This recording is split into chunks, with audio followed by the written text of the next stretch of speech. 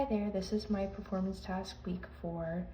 For question 1, it's just asking, is this reaction endothermic or exothermic? And I got the answer of exothermic because there was heat released during this reaction. With heat being released, this makes it exothermic. If heat was not being released, then it would be endothermic.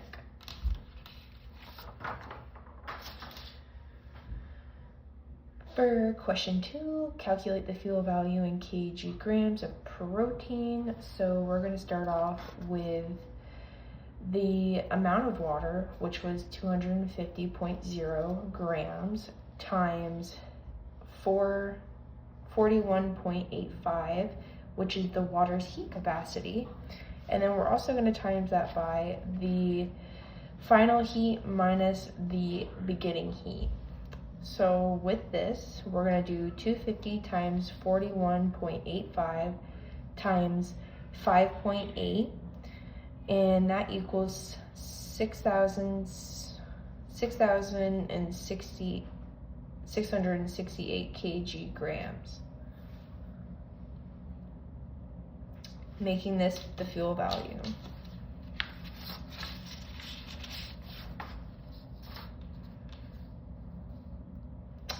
Number 3, find the limiting reactant in the equation. So at first, we're going to start by calculating the moles of C3H8. And I know that it has 150 grams by 44.09 G molecules. We're going to divide these two, and that's going to give us that answer right there. We're then going to calculate the moles of oxygen to the second power, and that's going to be 635 grams divided by 31.998, and that is going to give us the answer of 19.845.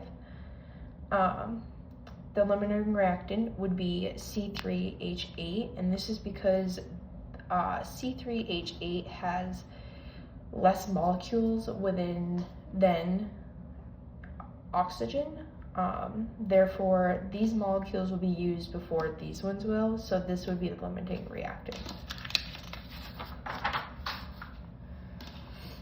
Number 4, calculate the mass of H2O produced. So to do that, I have to find the mole ratio of C3H8, and I know that there's 1 mole of C3H8 produced, and that produces 4 moles of H2O.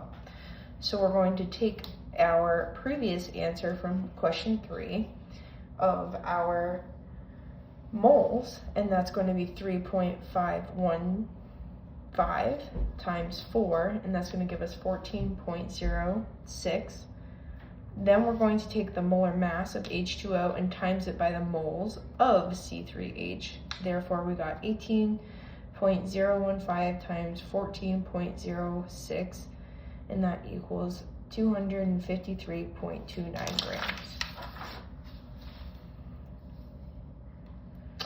Number 5, calculate the percent yield of the water.